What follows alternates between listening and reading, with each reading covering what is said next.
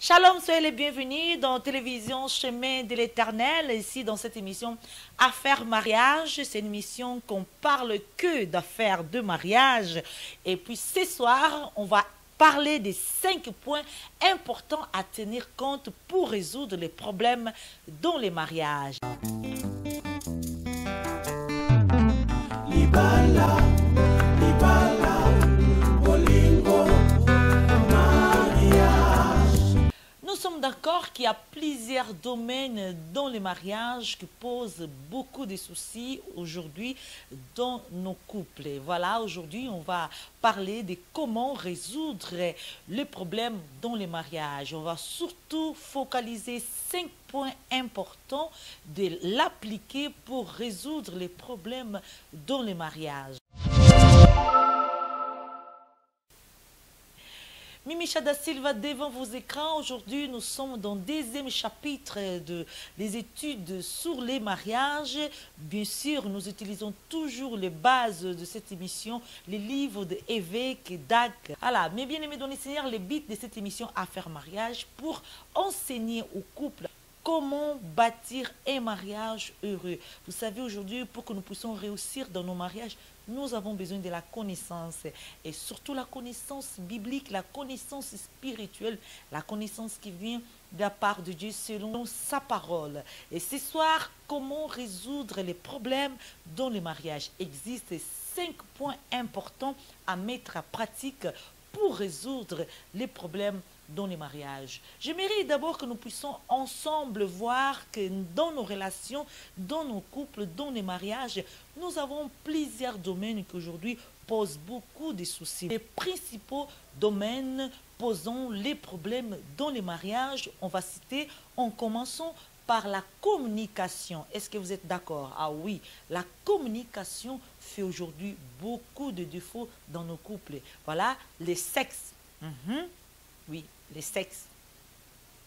L'argent, tempérament, les enfants, belle famille, l'infidélité, l'emploi, des tâches ménagères. Mais bien aimés dans les Seigneurs, tout ce qu'on vient de citer sont les principaux domaines posant des problèmes dans les mariages. Mais ce soir, on va étudier comment résoudre les problèmes dans les mariages. Avant de pouvoir rentrer exactement dans notre thème d'aujourd'hui, citer les 5 points importants qu'une femme et un homme doivent mettre en pratique pour résoudre les problèmes dans le mariage, j'aimerais ensemble que nous puissions lire les versets bibliques dans le livre de Galates 6, 1. La Bible dit ceci: « Frères, si un homme vient à être surpris en quelque faute, vous qui êtes spirituels, redressez-les avec un esprit de douceur. Prends garde à toi-même, de peur que tu ne sois aussi tenté. » Voilà mes bien-aimés dans les Seigneurs, livre de Galates 6, 1, nous venons de lire. Quoi qu'on fasse dans le domaine du mariage, les questions se posent toujours qui entraînent les problèmes dans les mariages. Aujourd'hui, on va citer 5 points importants à tenir compte pour résoudre les problèmes dans les mariages. Premier point à tenir compte pour résoudre les problèmes dans les mariages, nous devons prier au sujet de la situation.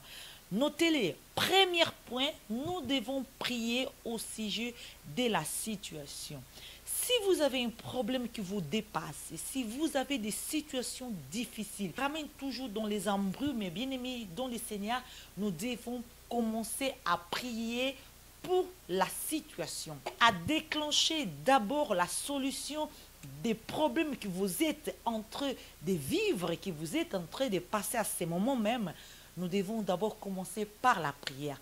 Commençons d'abord à prier pour la situation. Commençons d'abord à prier pour les maris, pour la femme, pour certains comportements que tu ne supportes pas, pour certains caractères que tu ne supportes pas. Commencez d'abord à prier pour la situation. Deuxième point, nous devons être confiantes qu'il y aura toujours une solution. Mais bien aimé dans le Seigneur, je vois aujourd'hui beaucoup de femmes, ils ont des soucis, ils prient par rapport à ces problèmes.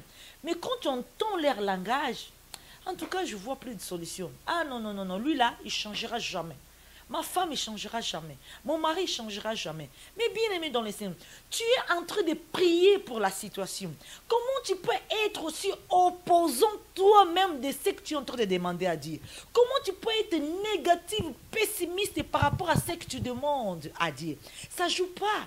Un chrétien ou une chrétienne comme ça, il n'y aura jamais, mais il n'y aura jamais de solution.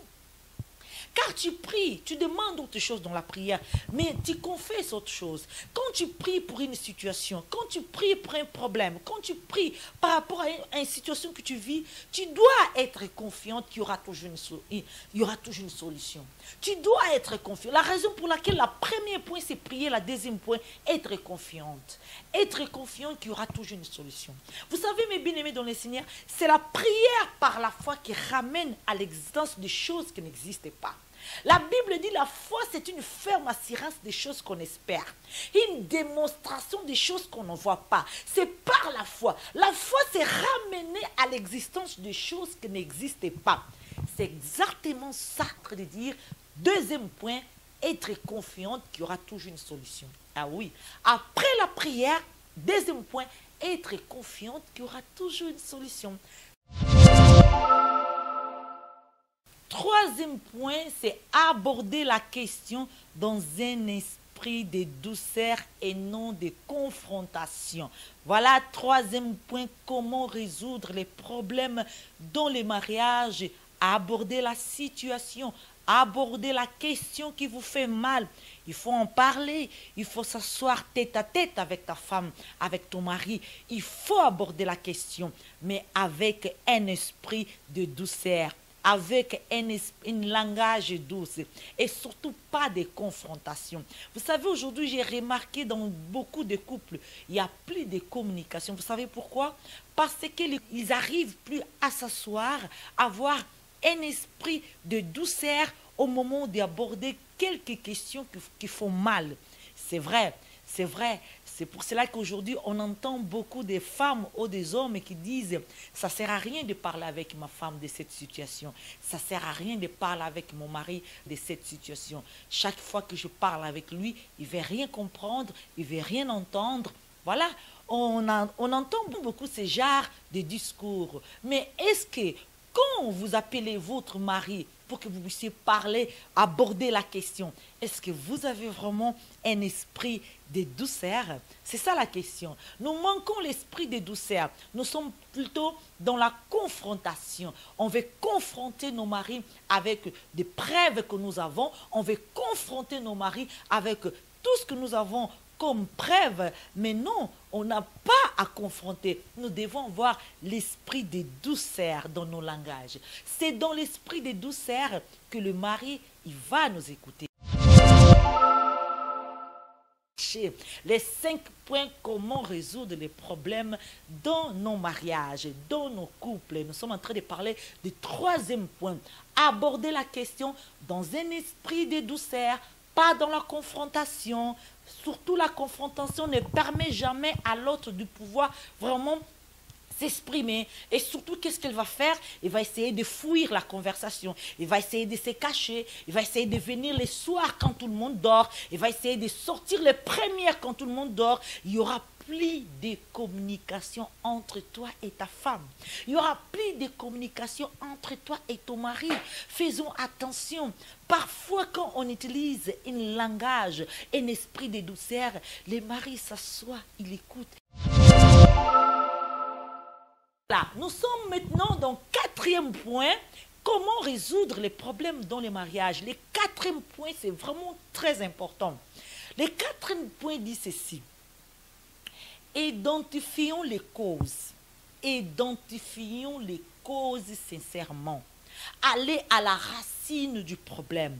Ne restez pas dans la surface. Si on met ces 5 points en pratique, on va éviter beaucoup de soucis, on va éviter beaucoup de problèmes. Il y a des discussions, même des disputes qu'on peut même l'éviter. Parce que souvent, parfois, on ne comprend pas l'homme le matin. L'homme, il se réveille en colère, il ne veut pas nous parler, on nous répond mal. Mais qu'est-ce qui se passe avec cet homme? Mais ma soeur, t'as oublié? La nuit, t'as oublié. Mais l'homme, pendant la nuit, dans le lit, il est en train de te chercher.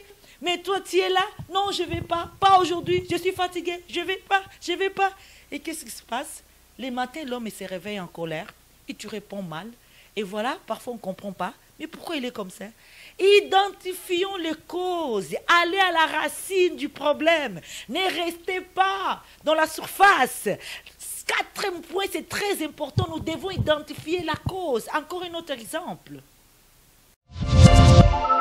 Un homme qui a l'habitude de rentrer à la maison chez lui à 18 h après le travail.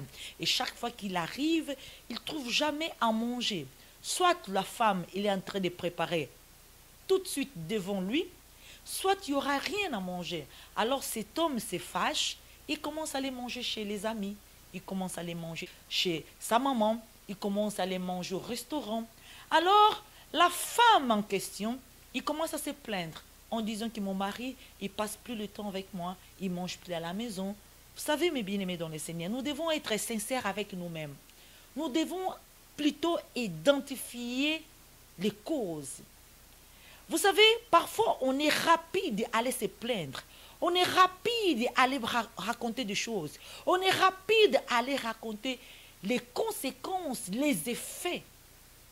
Mais souvent, on oublie les causes. Et aujourd'hui, la parole de Dieu nous dit, nous devons identifier les causes sincèrement, aller à la racine et non rester dans la surface. Mais bien aimés dans le Seigneur, sachez-le que cette femme, s'il avait le temps de s'occuper de son mari, de le préparer à manger à l'heure, dès que le mari rentre à 18 h, il trouve à manger dans la table. C'est-à-dire que le mari n'aura pas de raison d'aller manger chez les amis. Il n'aura pas de raison d'aller manger chez sa maman. Il n'aura pas de raison d'aller manger au restaurant. S'il mange au restaurant parce que la femme fait ça. Alors, mes bien-aimés dans le Seigneur, pour résoudre les problèmes dans nos couples et dans les mariages, nous devons identifier les causes sincèrement et aller à la racine. Pourquoi ma femme se comporte comme de la sorte? Pourquoi mon mari il est devenu méchant? Pourquoi il ne reste plus à la maison? Qu'est-ce qui se passe? Il y a des hommes, mais par contre, mon mari dit souvent, quand je trouve la maison très propre, bien entretenue, ça ne me donne même pas envie de sortir. Ah ah, vous voyez? Et souvent, il y a des maris qui ne restent pas chez lui. Pourquoi? Parce que la maison, elle est sale. Parce que la femme n'a pris le temps d'arranger la maison. Parce qu'il n'y a pas une atmosphère qui attire ton mari à rester. Alors, mes bien-aimés dans le Seigneur, pour résoudre certains problèmes dans nos couples, nous devons identifier les causes et non rester à la surface. Et non aller tout simplement se plaindre. Ah, mon mari ne me touche pas. Et mon mari ne me fait plus ça. Mon mari ne sort plus avec moi. Mais bien aimé dans le Seigneur, il faut d'abord savoir pourquoi il ne fait plus. Qu'est-ce qui se passe? Commençons d'abord à aller enlever le mal dans la racine. Et après, on verra les résultats. Mais bien aimé dans le Seigneur, ça c'est quatrième point, comment résoudre les problèmes dans les mariages.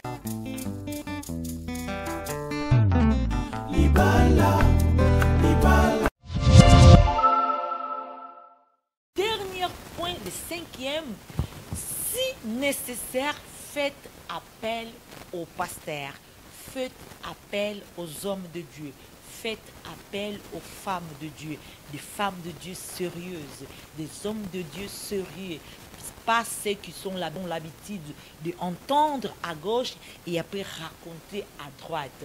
Mais bien aimés dans le Seigneur, vous savez, personne n'est parfait. Personne n'est parfait. Nous tous, nous avons besoin d'aide. Parfois, si ça devient difficile pour vous, si ça devient trop compliqué dans votre couple, si nécessaire, demandez l'aide des hommes de Dieu. Demandez l'aide de vos parrains. Demandez l'aide de votre pasteur. Mes bien-aimés dans le Seigneur, voici les 5 points comment résoudre les problèmes dans le mariage. C'est très important de commencer à prendre les choses du mariage. Ça, c'est la maturité spirituelle. Si vous voulez vraiment résoudre les problèmes dans les mariages, vous devez mettre en pratique ces 5 points que nous venons de citer. Voilà, vous savez que tout ce que nous sommes en train de dire aujourd'hui dans cette émission vient du livre de l'évêque Dag, Le mariage modèle. C'est très important, mais bien aimé, ce livre très, très, très riche dans ce qui concerne les mariages, tout ce qui est maturité, tout ce qui est la connaissance dans le domaine du mariage. En tout cas, ce livre m'a vraiment beaucoup béni et aujourd'hui, je viens partager quelques points des chapitres du livre Les mariages modèles. Voilà, mes bien-aimés dans le Seigneur, nous sommes arrivés à la fin de cette petite étude dans le domaine du mariage, dans cette émission Affaires mariage. Que le Seigneur vous bénisse. Je viendrai la semaine prochaine pour encore un autre chapitre. Cette fois-ci, nous allons étudier les points à éviter quand on veut résoudre les problèmes dans les mariages. C'est vraiment intéressant, mes bien-aimés dans le Seigneur. La semaine prochaine, restez branchés dans le chemin de l'Éternel. Vous allez comprendre comment l'ennemi utilise les stratégies pour nous déchirer, pour nous séparer de nos conjoints, pour mettre la guerre entre les couples.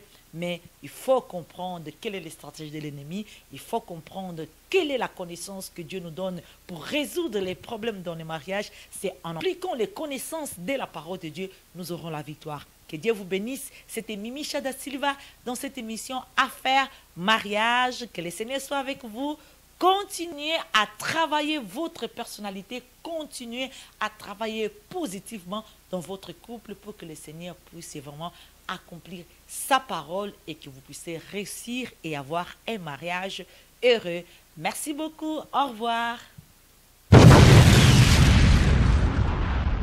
Reposez-vous sur lui et concentrez-vous sur le véritable ennemi. Le véritable ennemi? Celui qui souhaite rester caché. Celui qui tente de vous distraire, de vous tromper et de vous éloigner, vous séparer à la fois de Dieu et de votre mari. Car c'est ainsi qu'il œuvre. N'oubliez pas que Satan vient pour voler, tuer et détruire. Et il est en train de voler votre joie. Il veut tuer votre foi en Dieu et il essaie de détruire votre famille. Si j'étais vous, je clarifierais ma relation avec le Seigneur. Et j'ai besoin que vous meniez votre combat en prière. Vous devez chasser le véritable ennemi hors de chez vous avec la parole de Dieu. Il est grand temps de vous battre, Élisabeth. Il est temps de vous battre pour votre couple. Il est temps de vous battre contre le véritable ennemi. Il est temps de retrousser vos manches et d'y aller franchement. Libala, Libala, Bolingo, mariage. Chemin de l'Éternel, Mimicha da Silva, 1 + 1 = 1.